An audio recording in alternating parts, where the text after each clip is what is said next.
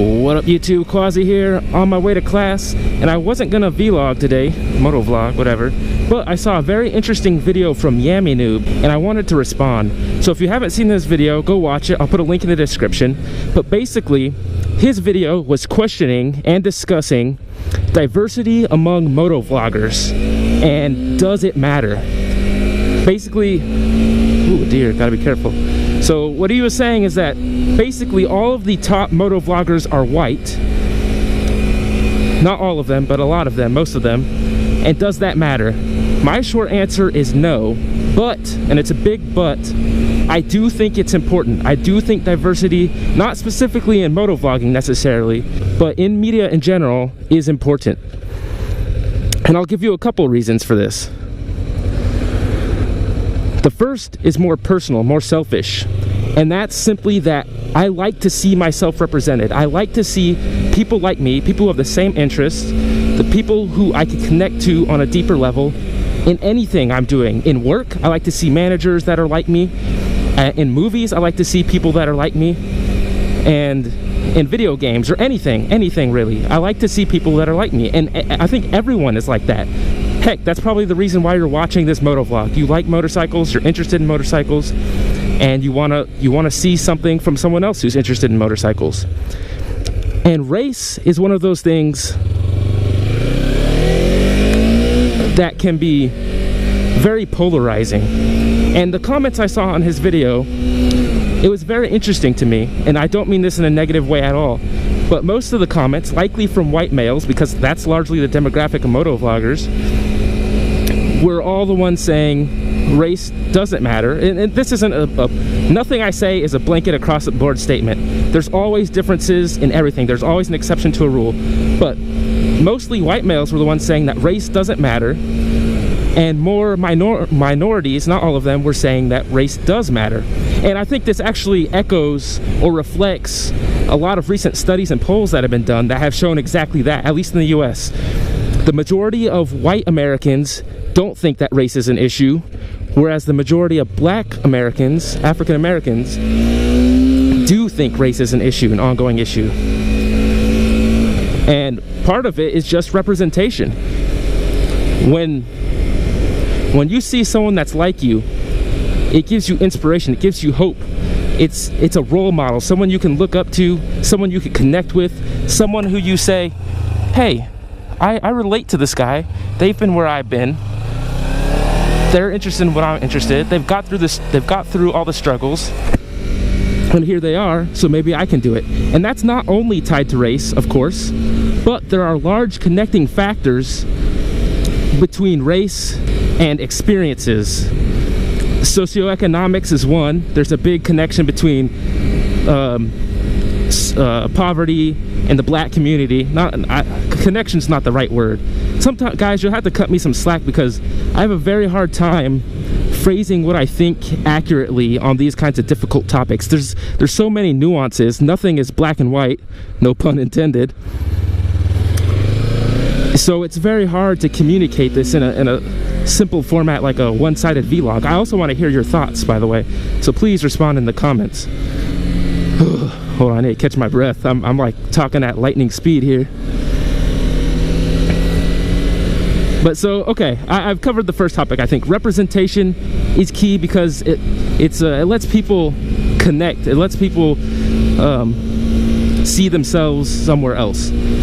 And just as a quick anecdotal example of this, the vast majority of video game protagonists are white males. Recently, this has changed in the last few years, but I never thought anything of it. I mean, it's just a video game, right? Whatever.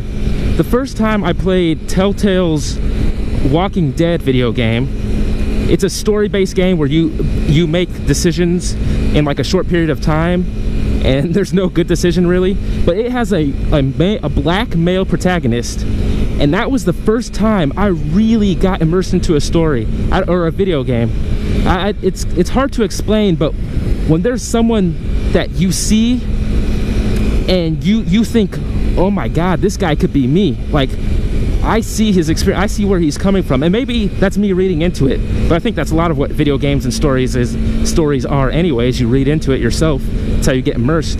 But when I saw that, I was like, shit, man, that game impacted me probably more than any other game I've played.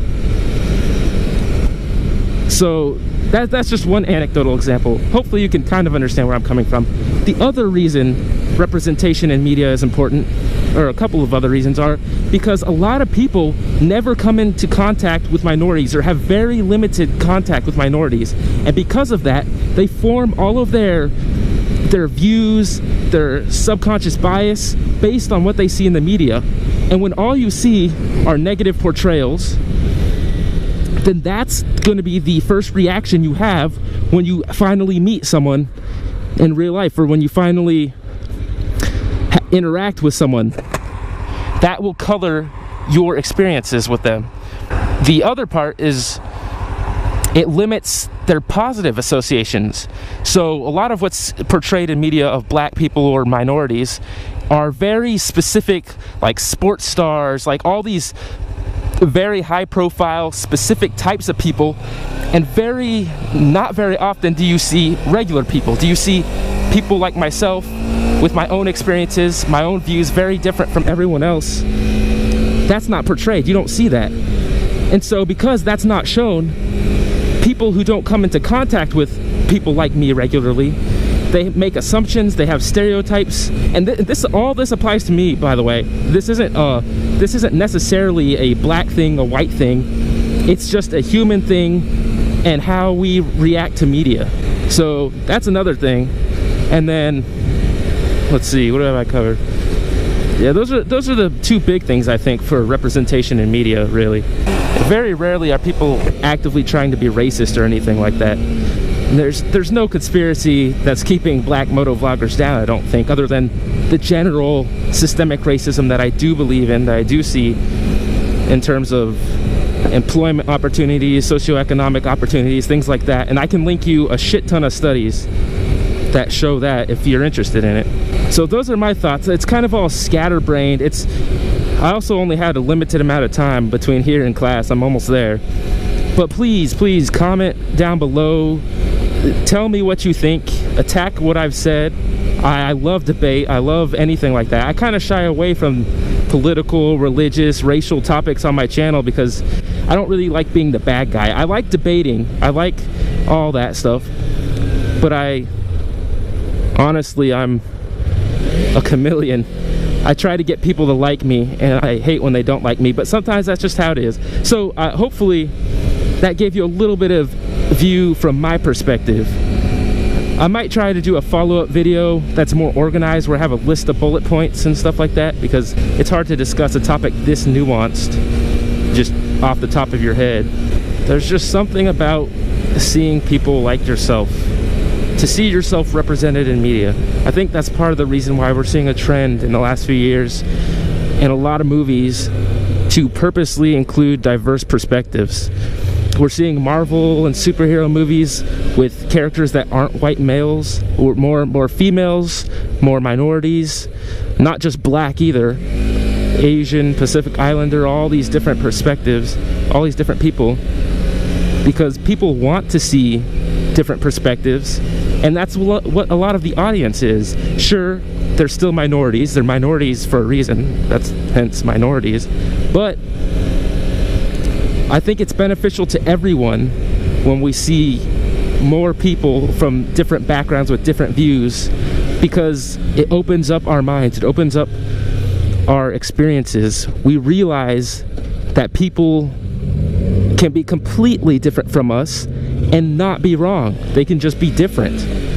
I've had a lot of good discussions with my squad, the original motorcycling squad I always ride with, on race, religion, sexuality, all these things, and I try never to call them out as wrong or myself as right, because I could be wrong 100% of the time. Well, I'd hope not.